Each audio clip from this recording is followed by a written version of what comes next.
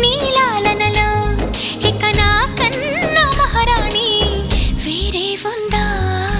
ఏం చేసావో నా మనసు నీదైపోయింది, ఏదేమైనా నిన్ను వదిలి రానని అంటుంది. ఏం చేసావో నా ప్రాణం నీ చుట్టే ఉంది, ఏదేమైనా జీవితమే నీతని చెబుతుంది.